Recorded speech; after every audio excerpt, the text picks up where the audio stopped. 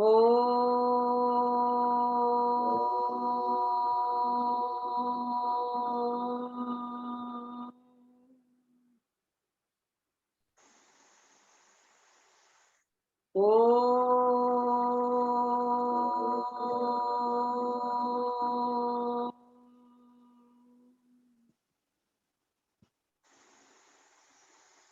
गुरुर्ब्रह्मा गुरुर्विष्णु गुरुर्देवो महेश्वरा गुरुर्साक्षात् परं ब्रह्म तस्मै श्री गुरुवे नमः।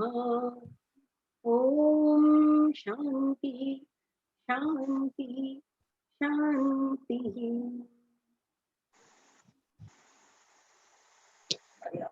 जय गुरुदेव। तो आज हम करेंगे चैप्टर 6 शुरू करेंगे। जैसे कि हर चैप्टर में कुछ ना कुछ उन्होंने बताया है। पहले था उसमें फर्स्ट चैप्टर में, फिर दूसरे में हमने कर्म योग और सांख्य योग ऐसे किया। सबसे पहले विषाद योग, फिर सांख्य योग, कर्म योग, ज्ञान कर्म संन्यास योग, फिर कर्म संन्यास योग, और आज हम करेंगे शुरू ध्यान योग। तो उन्होंने कहा कि जब आप इस अवस्था को प्राप्त हो जाए, यानी कि सब इंद्रियों पर आपका वश हो जाए, तब आप ध्यान में बैठे।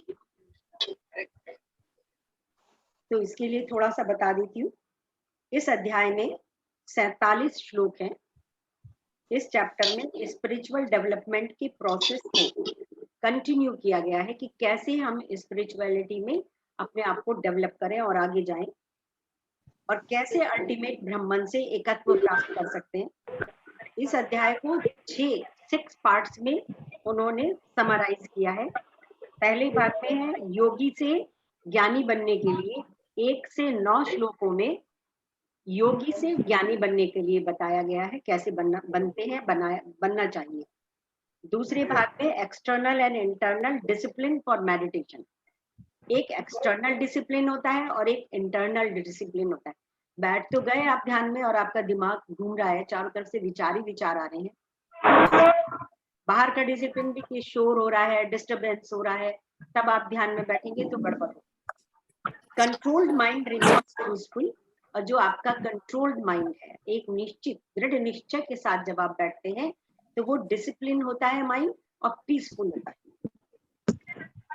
Meditation reveals self in one and all.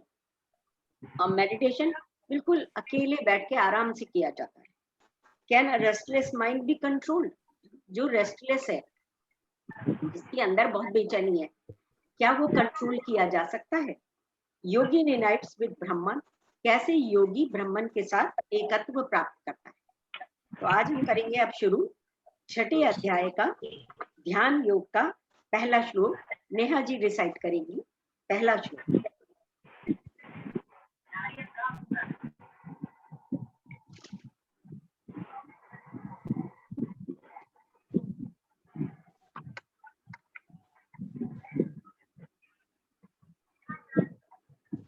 दीदी हाँ।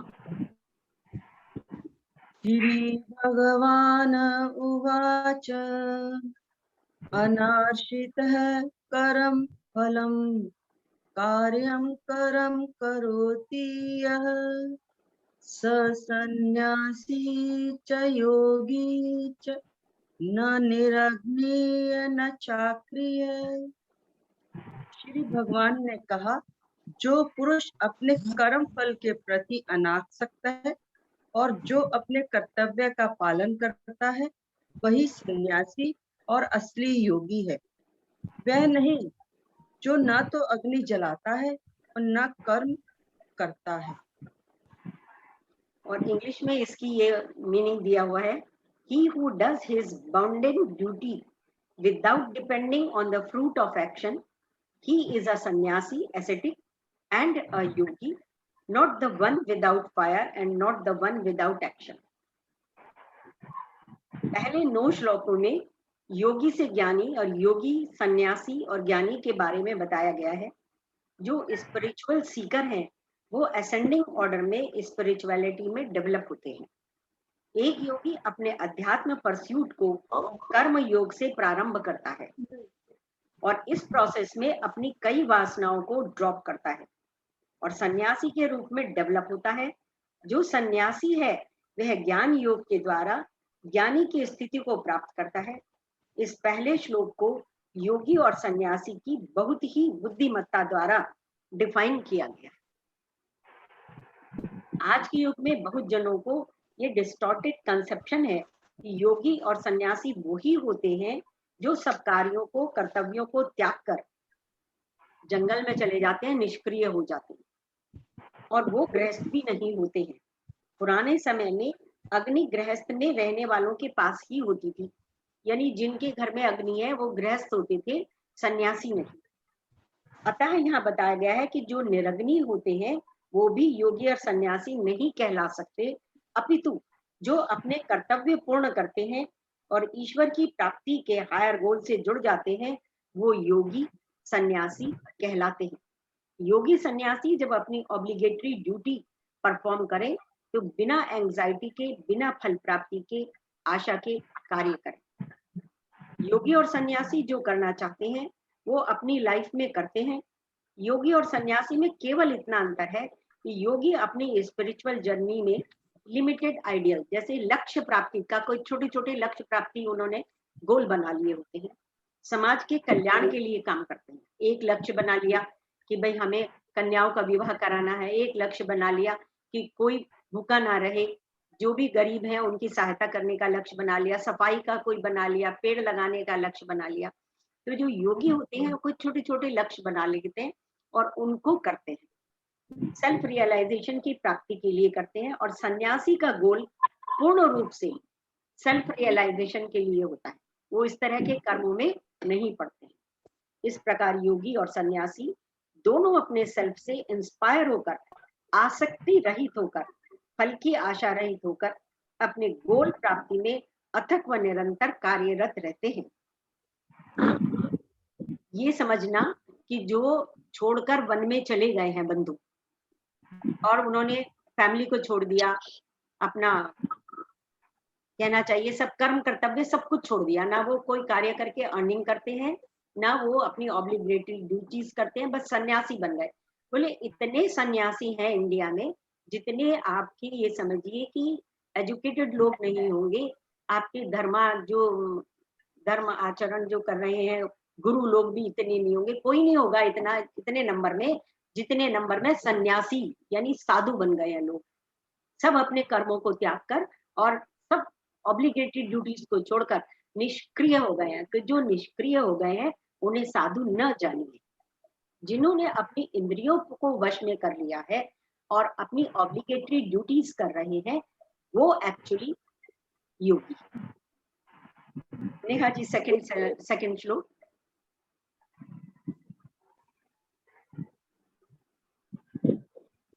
न संन्यासम् इति प्राहुः योगं तं विधि पांडव, न यः संन्यस्त संकल्पो योगी भवति कश्चन। हे पांडुपुत्र, जिसे संन्यास कहते हैं उसे ही तुम योग अर्थात और भ्रम से युक्त होना जानो, क्योंकि इंद्रिय तृप्ति के लिए इच्छा को त्यागे बिना कोई भी योगी नहीं हो सकता। और इंग्लिश में इसका मीनिंग है, O Pandava, no yoga to be that which they call as sannyasa, none indeed becomes a yogi without renouncing sankalpa. संकल्पा से यहाँ अभिप्राय थॉट से है। इतने थॉट्स मन के अंदर आते रहते हैं, इतने थॉट्स मन के अंदर हैं, तो जब तक उन संकल्पों को, उन थॉट्स को आप निकाल नहीं दो मन से, और वो कब कब निकलते हैं, जब आप एक फोकस्ड हो जाते हो। आप देखो जब कोई आपको खास काम करना होता है, आप नोट गिन रहे हो गड्डी, तो चारों तरफ के थॉट्स बंद हो जाते। कोई भी जब आप 100% से कोई काम कर रहे होते हो, फोकस्ड होते हो, तो दूसरे थॉट्स नहीं आते। का मतलब तात्पर्य, कृष्णा ने अर्जुन को पहले भी समझाया है कि कर्म योग और संन्यास योग दोनों योग के पथ है। दोनों ultimate goal of self realization को प्राप्त कराते हैं, चाहे कर्म योग से करें और चाहे संन्यास वाले भाव से करें। दोनों देखने में विरोधाभासी लगते हैं, परंतु दोनों सांसारिक इंद्रिय सुख साधन के ही अगेंस्ट है कि इन सब चीजों का त्याग करो। त्याग क्या करो? खुद छूट जाती है। जब आप ईश्वर से युक्त हो जाते हैं तो जितनी भी इंद्रिय सुख ऑब्जेक्ट्स की इच्छा है ऑटोमेटिकली समाप्त होती जाती है। योगा पहले का स्पिरिचुअल पथ है। जैसे कि आप स्पिरिचुअलिटी में चलते हैं तो सबसे पहले कौन से पथ पर चलना पड़ेगा? योग, कर्म योग पर, और बाद में संन्यास। बाद में बात करती हूँ। कर्म योग से प्रारंभ करके स्पिरिचुअल सीकर सन्यासी की स्थिति में ही आ जाता है। पहले हम देख चुके हैं, चैप्टर 5 में हमने देखा था कि कर्म योग से चलकर भी वहीं पहुंचता है सन्यासी की स्थिति में, और सन्यासी की स्थिति में जो है वो वहां पर है ही। और सन्यासी की स्थिति तक पहुंचते पहुंचते वो मटेरियल और सेंसुअल वर्ड से स्पिरिचुअल वर्ड की ओर टर्न कर लेता है। जैसे कि आप कहीं जा रहे हो और एकदम से आप अपने राह को मोड़ देते हो, उधर जाते जाते, मार्केट जाते जाते मंदिर चले गए, बिल्कुल ऐसे टर्न कर लेता है वो बंदा। प्रारंभिक स्पिरिचुअल जर्नी में बहुत सी वासनाएं और डिजायर्स होती है। जब हम शुरू करते हैं तो जो कर्म योग भी करते हैं तो उस समय भी बहुत सारी डिजायर्स होती है। काम करने का मुझे नेम मिलेगा, फेम मिलेगा, ऐसे ऐसे। बेटा बेटा वो जो मैंने तुम्हें जड़ें बताई थी वो लेते आना।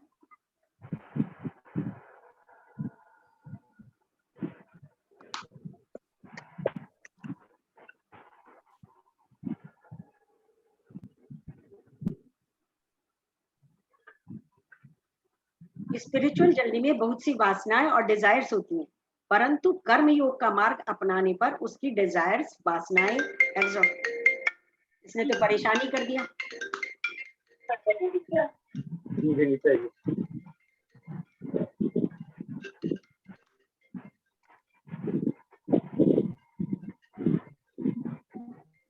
इसी मार्ग पर चलते हुए वो एक दिन वासनाओं से फ्री और मुक्त हो जाता है, और एक्सट्रोवर्ट से, जो सांसारिक जो सुख साधन से, जिसे वो सोचता है इससे सुख मिलेगा, इससे सुख मिलेगा, नेम मिलेगा, फेम मिलेगा, उससे इंट्रोवर्ट हो जाता है, अंतर्मुखी हो जाता है। उसके कर्म स्वतः कम हो जाते हैं और उसका अधिक ध्यान स्पिरिचुअल स्टडी में लगने जाते हैं। एक अंदर से एक इच्छा होती है जानने की, जैसे आप और हम सब हैं। जैसे मैंने ये अध्ययन शुरू करने का हम लोगों ने निश्चय करा, तो जैसे मैं अध्ययन कर रही हूँ, पहले करती हूँ आपसे, तो एक अंदर से अलग सी एक, कैसे कह रही, जिज्ञासा कि अरे अच्छा ऐसे है। पूरा मैंने योग के बारे में लिख डाला। अभी तक तो हमें टिटबिट्स पता थे, है ना, पढ़े भी है यहाँ वहां, पर पूरा का पूरा योग से, अष्टांग योग से क्या अभिप्राय है, वो पूरा मैंने रात को लिख डाला। किसी दिन बताऊंगी, है ना। तो क्या है, एक ऐसी जिज्ञासा आती है कि सोने से पहले जरा टाइम मिला एक श्लोक कर लूं, या नागर जी को सुन लूं, या कुछ ऐसा सुन लूं। तो ये जो जिज्ञासा मन के अंदर आती जाती है सी करके, उससे वो उसका अपलिफ्टमेंट होता जाता है, मुक्त हो जाता है, एक्सट्रोवर्ट से इंट्रोवर्ट हो जाता है, अंतर्मुखी हो जाता है। उसके कर्म स्वतः कम हो जाते हैं। किस तरह के कर्म स्वतः कम हो जाते हैं? नया नया जो हम देखा करते हैं, टीवी में ऐड देखते हैं, ये डिवाइस आया, ये इस तरह की नई चीज आई है, अब ये ले लें, अब ये ले लें, वो सब कम हो जाते हैं। उसका अधिक ध्यान स्पिरिचुअल स्टडी में लग जाता है, कंटेम्पलेशन और मेडिटेशन में लगने लगता है। इस प्रकार वो सन्यासी बन जाता है, और इसी मार्ग पर चलते हुए एक दिन सुप्रीम रियलिटी को पा लेता है। मार्ग यही है।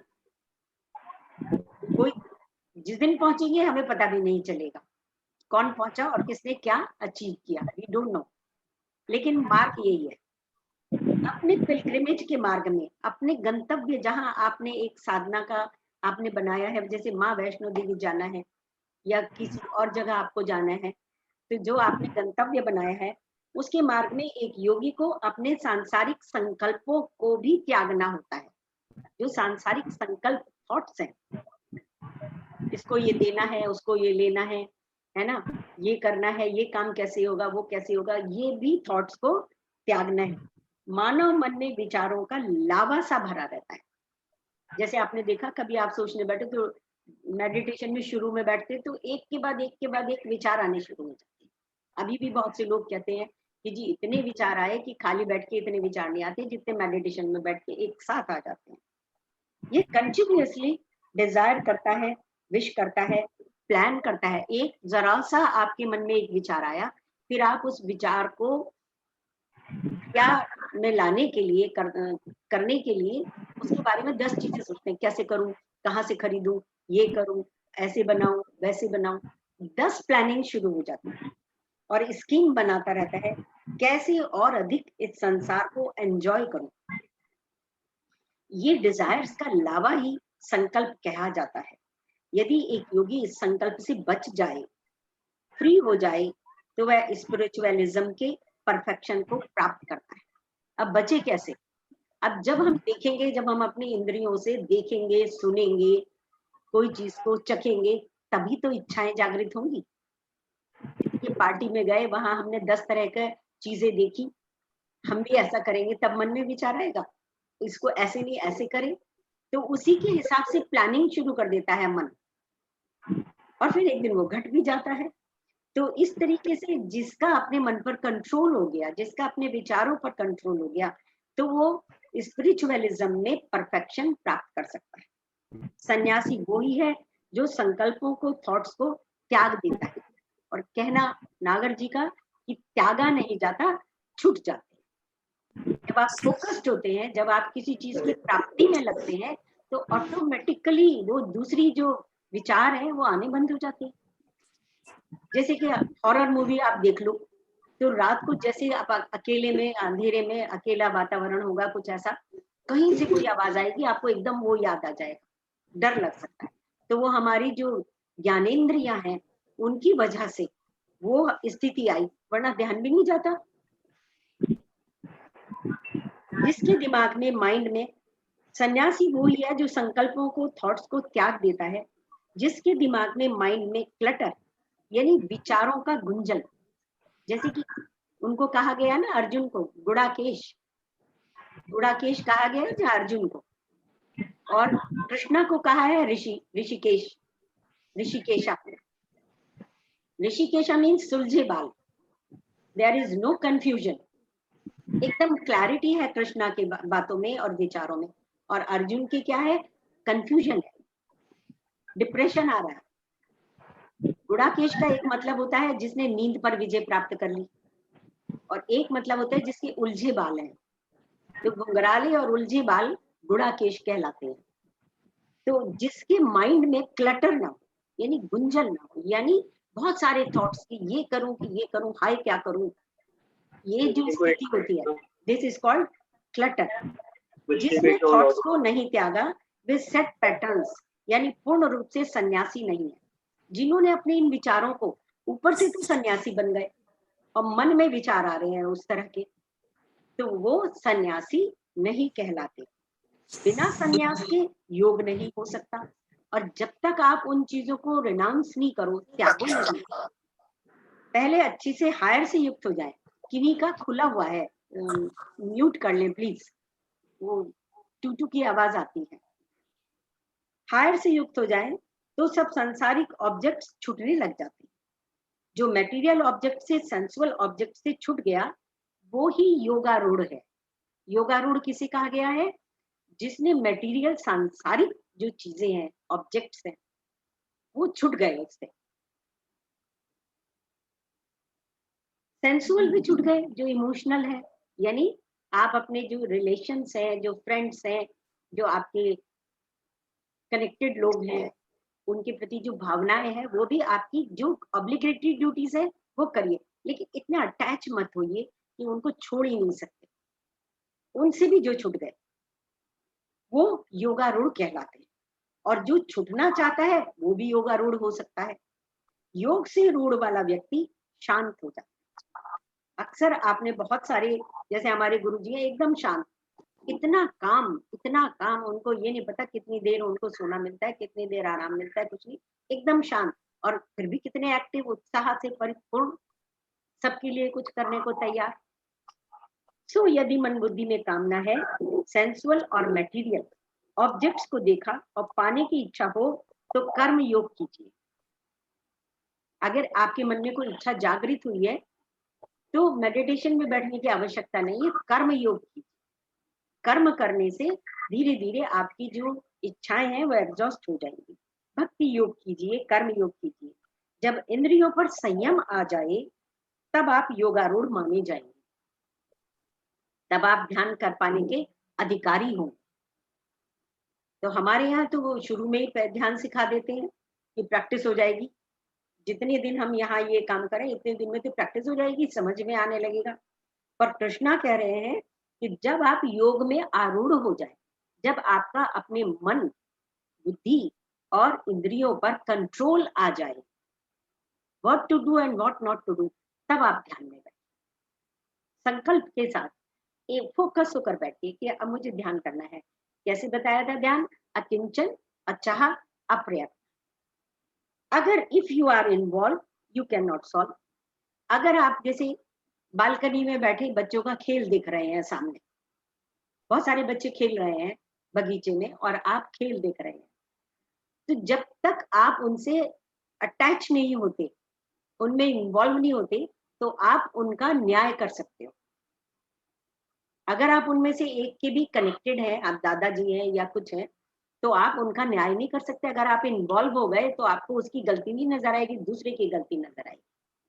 तो अगर आप इन्वॉल्व हो गए तो आप सॉल्व नहीं कर सकते सिचुएशन।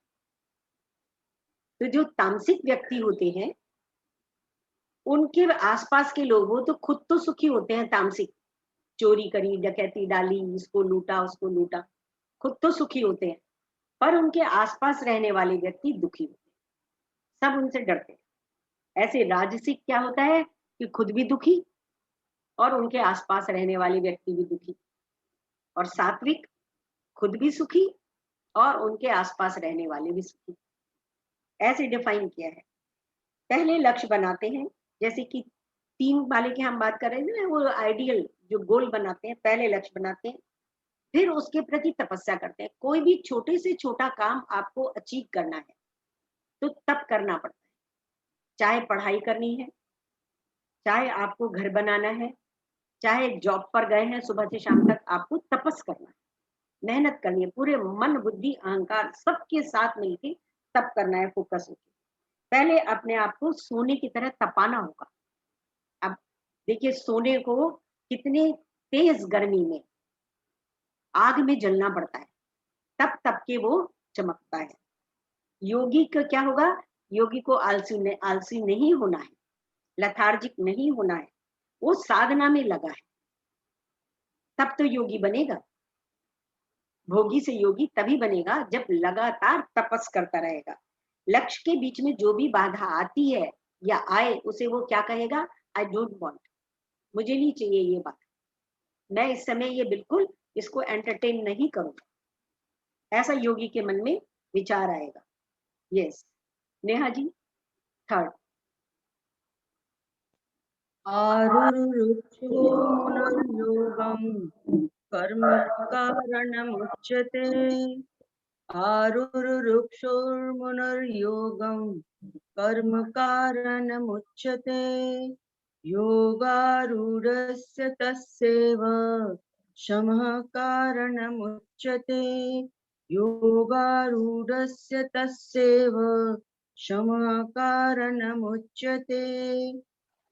अष्टांग योग के नवसाधक के लिए कर्म साधन कहलाता है और योग सिद्ध पुरुष के लिए समस्त भौतिक कार्यकलापों का परित्यागी साधन कहा जाता है। For a seeker who wishes to master yoga, action is said to be the means. For the one who is established in yoga, quietude is said to be the means. जो अष्टांग योग में, जो योग में आरूढ़ होना चाहते हैं, मास्टर होना चाहते हैं, तो उनके लिए कर्म बताया गया है कि वो कर्म योग करें। लेकिन जो एस्टैब्लिश हो गए हैं उनके लिए क्वाइट, ध्यान की स्थिति बताई। तो मैंने अष्टांग योग इसी के बाद लिखा होगा कि कैसे ये सारा का सारा इन्होंने योग के बारे में आज ही उसकी चर्चा कर लेती हूँ। योग के बारे में मैंने कहीं से देखकर और कुछ कहीं से नोट्स बनाए हैं।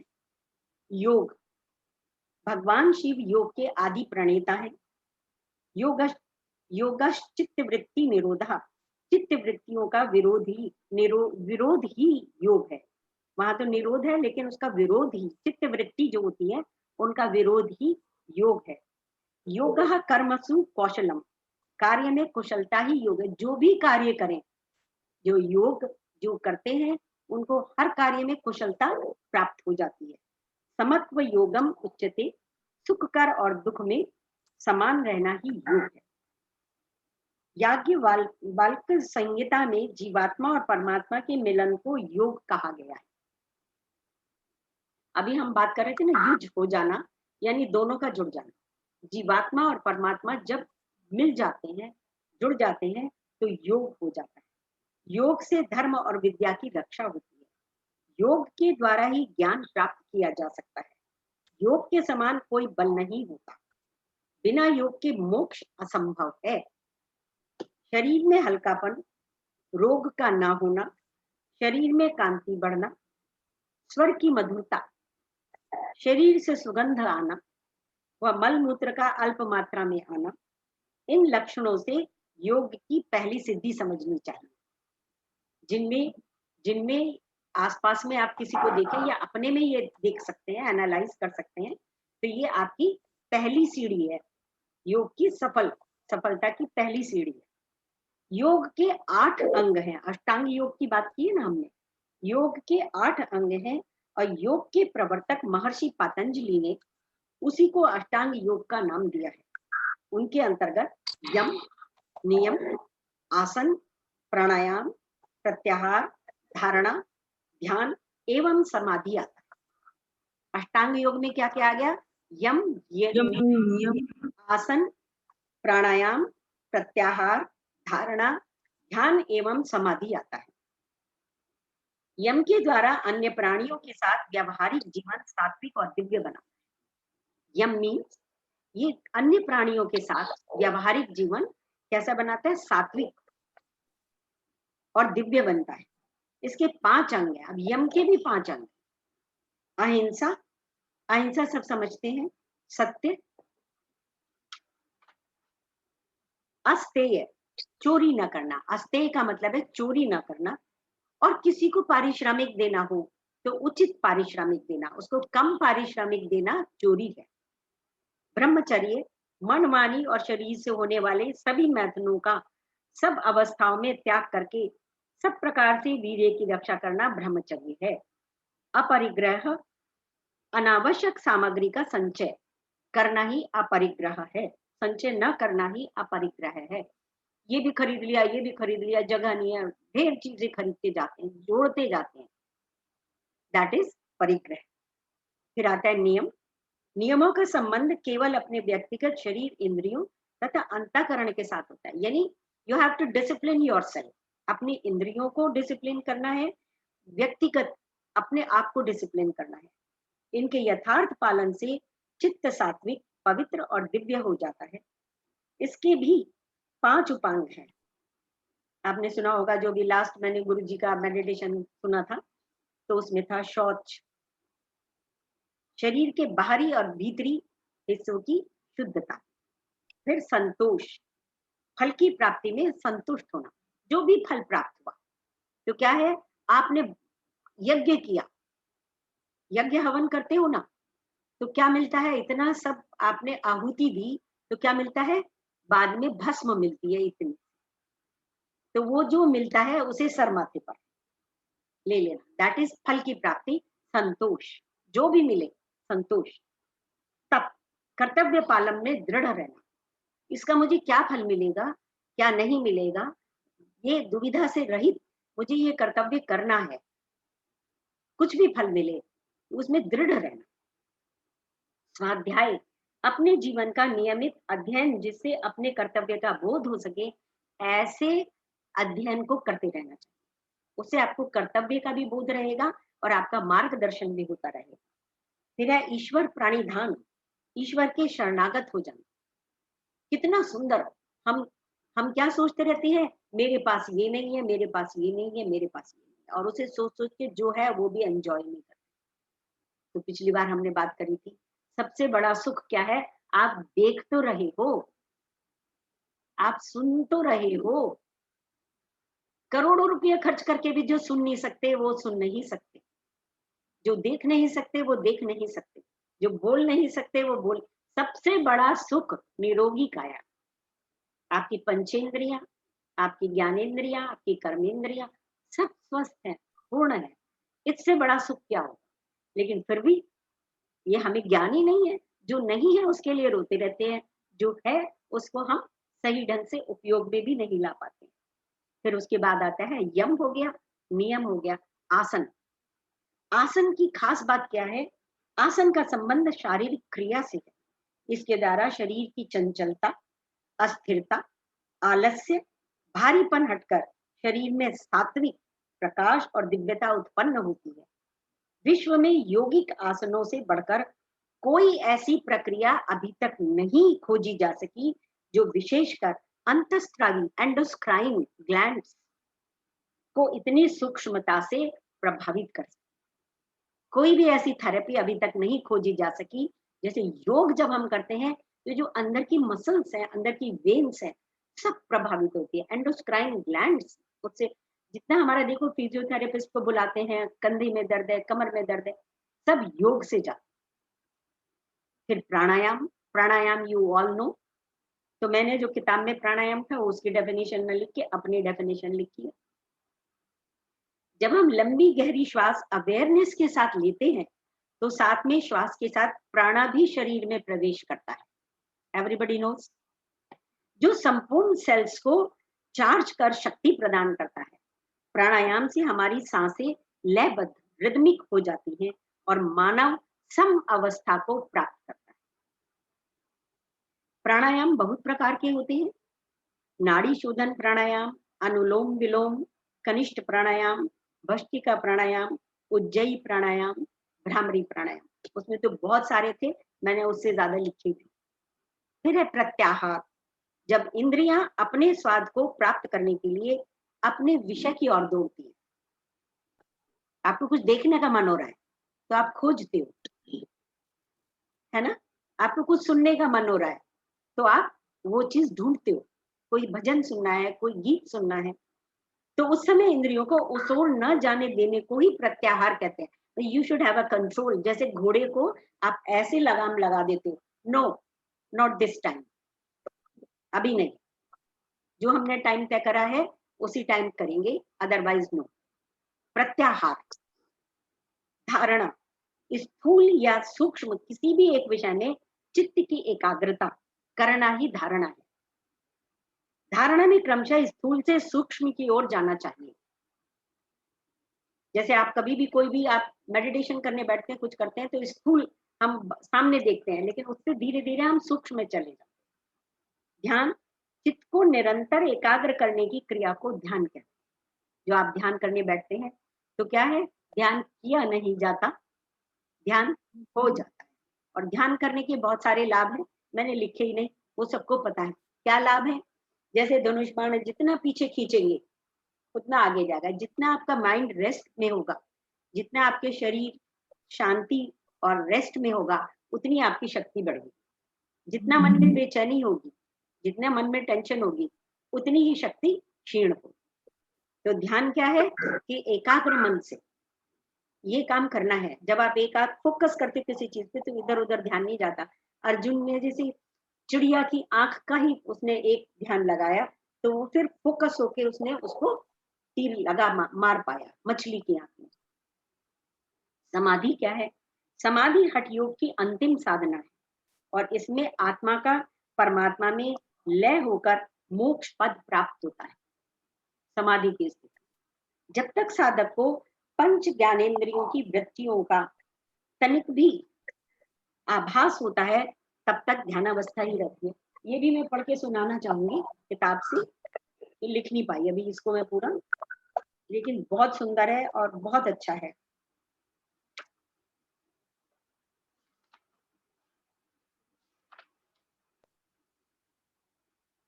जब तक साधक को पंच ज्ञानेंद्रियों की वृत्तियों का तनिक भी आभास होता है तब तक ध्यानावस्था ही रहती है, और उन वृत्तियों के संपूर्ण रूप से लय हो जाने पर ध्यान की अवस्था ही समाधि अवस्था में बदल जाती है। समाधि में लीन हो जाने पर स्पर्श, रस, गंध, रूप एवं पंच विषयों की भूख प्यास, गर्मी सर्दी, मान अपमान एवं सुख दुख की अनुभूति नहीं होती। समाधिस्थ को कोई भी अस्त्र शस्त्र काट नहीं सकता। पहले बड़े बड़े मुनियों के बारे में हमने सुना कि जंगल में वो तपस्या कर रहे होते थे, सांप बिच्छू सब उनके चारों तरफ घूमते रहते थे, उनके ऊपर बाम्बी तक बन गई है ना, छुप गए वो मिट्टी में और उस पहाड़ों के अंदर, तो उनको कोई काट नहीं सकता, कोई छेद नहीं कर सकता, कोई मनुष्य, हिंसक पशु एवं विषैले जीव उसका कुछ बिगाड़ नहीं सकते, उस पर मारण उच्चाटन मंत्र तंत्र का भी प्रभाव नहीं होता और किसी भी प्रकार की वासना उसे फंसा नहीं सकती। योग से अष्ट सिद्धियां भी प्राप्त हो जाती। तो जो योग हम कर रहे हैं अष्टांग योग, उससे सिद्धियां भी प्राप्त होती हैं। अष्ट सिद्धियां जो कहें, अष्ट सिद्धि नौ निधि के दाता हनुमान जी को कहा गया है। वो अष्ट सिद्धियां जो नियमित योग करते हैं उन्हें प्राप्त हो सकती हैं। समाधि के लिए यम नियम, आसन प्राणायाम, प्रत्याहार, धारणा एवं ध्यान की सिद्धि एवं युक्ताहार विहार अनिवार्य है। एकाएक समाधि लगाना उचित नहीं कि ये बैठ जाओ कि चलो हम समाधि कर रहे हैं। अभी तक तो कितने लोग ये पूछते हैं, हमें एक समाधि की हमें झलक मात्र मिली है। जब हम ध्यान में बैठते हैं और बिल्कुल विचार शून्य हो जाते हैं और कोई मोमेंट ऐसा आता है कि जब अपना होश नहीं रहता, तो वो झलक मात्र है। जैसे सेल्फ रियलाइजेशन की झलक मात्र हमें मिल जाती है सुदर्शन क्रिया करके, थॉटलेस हो जाते हैं। थॉटलेस होना, इंद्रियों पर कंट्रोल होना इज मेन। तो ये हमने इसके बारे में लिखा था। अब हम आते हैं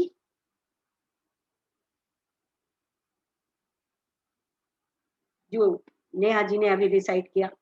एक सच्चा सीकर अध्यात्म में एनलाइटनमेंट से पूर्व विभिन्न स्पिरिचुअल स्टेज को पार करता है। पहले तो कर्म योग करता है और निश्चय पूर्वक सेल्फ रियलाइजेशन के गोल की ओर अग्रसर होता है। ये सब कार्य करने के लिए वो अपनी ईगो और ईगो सेंट्रिक डिजायर के बिना सेवा और त्याग की भावना के साथ इस संसार में रहता है। जो योग कर रहा है वो क्या करता है, फल की प्राप्ति के बिना कल्याण के लिए योग करता है, सेवा करता है। उसमें ईगो भी नहीं होती है, अपने ईगो को भी उसने कंट्रोल कर लिया। ईगो सेंट्रिक यानी कि मुझे ये मिलेगा स्वार्थ से नहीं कर रहा है, अब वो योग में आरूढ़ होने के लिए कर रहा है।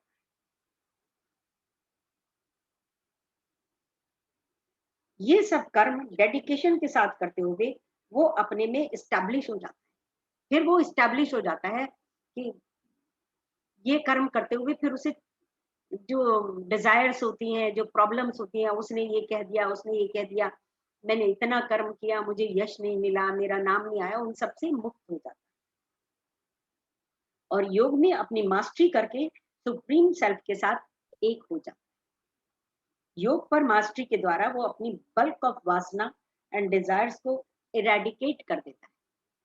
अब ये ऐसा नहीं है कि वासना मन में उठी और आप कह दो हटो हटो हटो, उसको हम मिटा दें, ऑटोमेटिकली होना शुरू हो जाता है। सो व्हाट, और अंतर्मुखी हो जाता है वो और अधिक विचार मग्न और ध्यान में स्थित होने लगता है और उसके कर्म कम होने लगते हैं। जो सांसारिक कर्म है वो कम होने लगते हैं। तो कौन से हैं सांसारिक कर्म? पार्टी में जाना, है ना, कहीं नेम फेम के लिए आगे बढ़ के जाना, वो सब सांसारिक कर्म कम होने लग जाते हैं। नित्य कर्म तो करेगा ही ना इंसान, सोना, खाना, पीना, नहाना, ये सब तो कर्म, नित्य कर्म आ गए। इस स्थिति में उसे और अधिक ध्यान की आवश्यकता होती है और उसका मन शांत होता है। ध्यान की टेक्निक में, मेडिटेशन में, माइंड में प्रभु से योगारूढ़ होने के लिए जब कहते हैं, जब हम कहते हैं लोगों से कि भी आओ गीता अध्ययन चल रहा है, समय नहीं है जी, ध्यान नहीं लगता, बहुत से लोग कहते हैं हमारा ध्यान नहीं लगता जी, हमें अभी नहीं, 50 के बाद 60 के साथ तब करेंगे। तो जैसे हमने पिछली बार बात करी थी कि जो फेरे भी होते हैं, शादी होती है, तो उसमें भी 4 फेरे मेन माने जाते हैं, 7 में से किन्हीं के कितने फेरे निकलते हैं, किन्हीं के कितने फेरे निकलते हैं। तो पहला फेरा क्या है? अर्थ, धर्म, काम, मोक्ष। 3 फेरों में लड़की आगे रहती है और चौथे में लड़का आगे हो जाता है, मोक्ष। तो वो कहते हैं अभी नहीं जी, तब करेंगे, अभी नहीं जी। तो क्या कहा? कबीरा ने कहा, काल करे सो आज कर, आज करे सो अब, पल में परले होएगी, बहुरी करेगा कब। है ना? तो उसके बेटे ने इसका उल्टा बना के दे दिया। मजाक की बातें हैं, उसके बेटे ने उसका उल्टा बना के दे दिया। आज करे सो काल कर, काल करे सो परसों। अभी क्या करना है काम को? अरे अभी तो इतना जीवन है, अभी तो तुझे जीना है बरसों, तो क्यों इतनी करना? जल्दी क्या है जब जीना है बरसों। हम्म, इतनी जल्दी क्या है जब जीना है बरसों। यस, लिखा हुआ है, मैंने पढ़ा नहीं। इतनी जल्दी क्या है जब जीना है बरसों। तो जो बंदे ये कहते हैं हमारे पास समय नहीं है, तो कौन से बहुत से लोग कहते हैं कि हमारा ध्यान नहीं लगता। जब आप कोई ऐसे इस तरह की बातें हो रही होती है स्पिरिचुअलिटी की, तो कहते हैं हमारा ध्यान नहीं लगता। तो कहा गया है कि ध्यान नहीं लग रहा, अभी नोटों की गड्डी पकड़ा दो, देखो कैसे ध्यान से सारा गिन देंगे। हर जन गिन देगा, तब ध्यान नहीं टूटेगा। फोकस्ड, वो ध्यान गड्डियों तो में दोबारा है, गिननी पड़ेगी नहीं। ध्यान में नहीं। तो क्या है, एक वर्ड कहा गया है, एक वर्ड सिंबल के जैसे चैंट करना होता है। जैसे एक साधु जी के पास एक बंदा गया गुरु के पास कि जी मुझे कुछ ऐसा आसान सा मंत्र बता दो जो मैं चैंट कर सकूं। तो उन्होंने कहा कि अच्छा तुम ऐसा करो, गीता, गीता शब्द चैंट करो, और कुछ मत करो, तुम गीता शब्द चैंट करो। जब जरूरत से ज्यादा आप एक ही शब्द को बोलते हो तो थोड़ा सा उसकी फॉर्म बदलती जाती है। गीता गीता गीता गीता, गीता गीता करते करते त्यागी त्यागी त्यागी त्यागी त्यागी हो गया, तागी तागी त्यागी त्यागी त्यागी त्यागी। तो क्या है, त्याग ही है गीता का जो वन वर्ड मीनिंग है, दैट इज त्याग। राम राम करते मरा मरा करते करते राम राम हो गया, राम राम करते करते मरा मरा हो गया। तो कैसी है इसका प्रभाव? देखो, सुदर्शन क्रिया का प्रभाव तो हमें सबको ही पता है। इस प्रकार की चैंट से माइंड शार्प हो जाता है। किसी एक वर्ड का आप चैंट करते तो माइंड शार्प हो जाता है और सिंगल थॉट पर फोकस हो जाता है। जैसे हम लोग बहुत बोलते हैं राधे श्याम, गुरुदेव, ओम, है, हरे कृष्णा, ऐसे बोलते हैं ना। तो एक सिंगल वर्ड पे माइंड जो है फोकस हो जाता है। जब ये स्थिति हो जाती है तो चैंट इज ग्रेजुअली रिड्यूस्ड, बोलना कम हो जाता है। और मेंटल विस्पर, मन के अंदर सांसों के साथ साइलेंस में बिना बोले वो चैंट, वो सिंबल चलता रहता है। तो हम, तो हम, तो हम, आप कहाँ बोलते हैं, पर वो सांसों के साथ अंदर ही अंदर चलता रहता है। वो एक मंत्र, उसे माइंड आपका फोकस हो जाता है, बुद्धि शार्प हो जाती है, आप रिलैक्स हो जाते हैं, शांत हो जाते हैं और आपको शक्ति प्राप्त। इस प्रकार एक दिन वो सुप्रीम सेल्फ को पा लेता है। इस प्रकार कृष्णा इस श्लोक में बता रहे हैं कि जो सीकर योग में मास्टरी करना चाहते हैं वो कर्म योग करें, और जो योगारूढ़ है, जो ऑलरेडी मास्टरी कर चुके, जिन्होंने अपने इंद्रियों पर कंट्रोल कर लिया है, मन पर कंट्रोल कर लिया है, योग में मास्टर हो गए हैं, वो साइलेंस में मेडिटेशन कर सकते। नेहा जी, 4th श्लोक करें, टाइम है, एक श्लोक और कर ले। चलिए नेहा जी पढ़िए।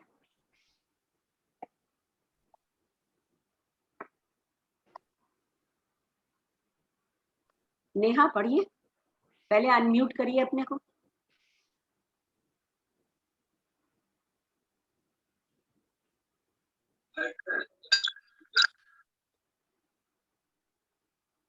यदा हि न इन्द्रिय अर्थेषु न कर्म सव अनुषज्यते सर्व संकल्प सन्यासी योगारूढ़स्तदोच्यते।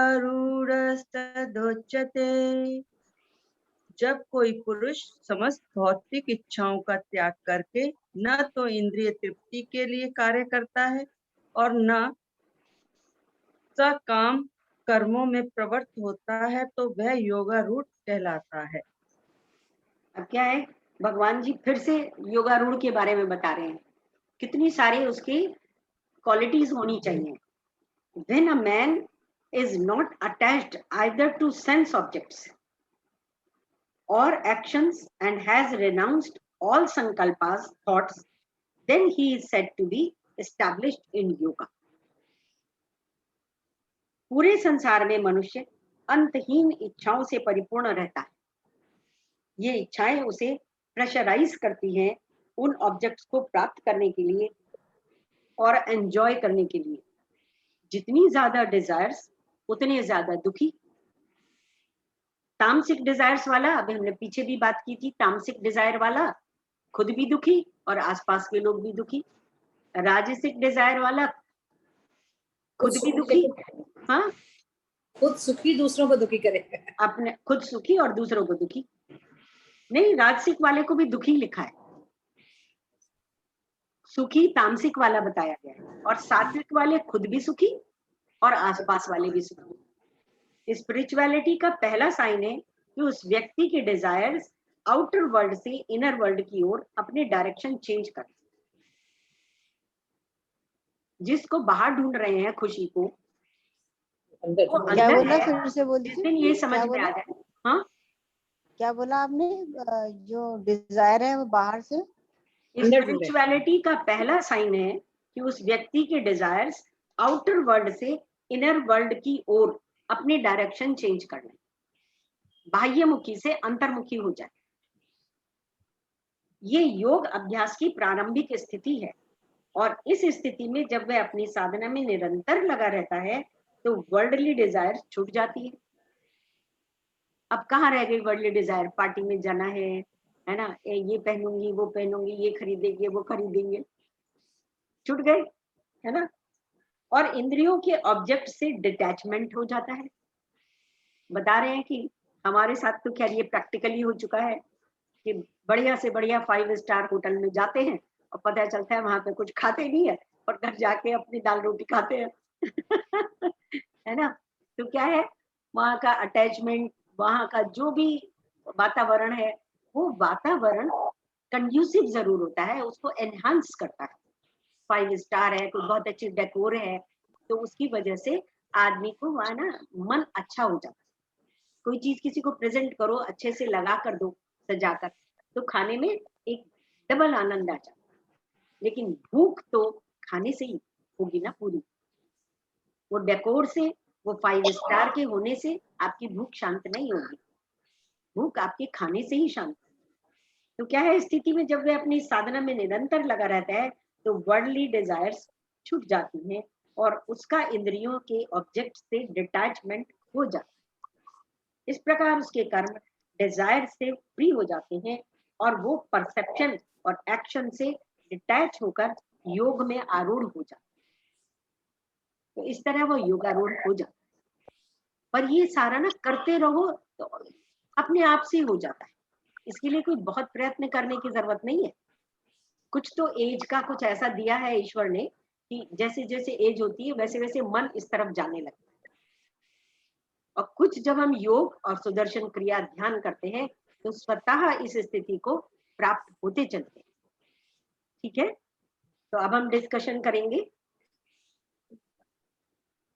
यस, पहले हम इसको यहाँ स्टॉप कर दें।